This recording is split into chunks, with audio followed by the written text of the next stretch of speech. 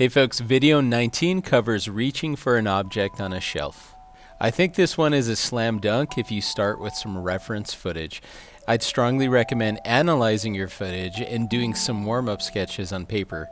The simplest version of this animation is to have a character reach, grab, and return. Alright, so here's some footage of straight ahead animation. Off camera, I'm referencing my sketches because it helps me draw on screen. It's also important to note that I have red guidelines to help me keep my volumes in check. Here's the first motion test, and you can tell that the movement's kind of choppy and there's definitely a lot of room for improvement. With the staging principle in mind, you need to add in a recognition pose to prepare the audience for the big movement. You can also add in a little bit of anticipation by having your character squash. You can also exaggerate the pose by having the character stretch and overreach the book.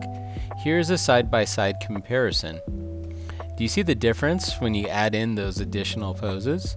And here's a view of the onion skin to show how I'm moving things around using arcs.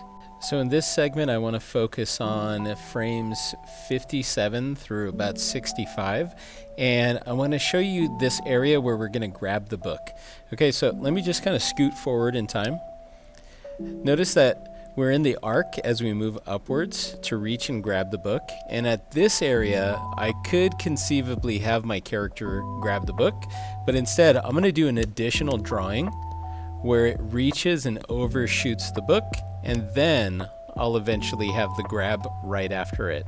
And once that book has been grabbed, I'm going to do 1 or 2 additional frames, and this will fix the easing so it slows down and gives me that staging recognition before I drop and move that book and speed things up.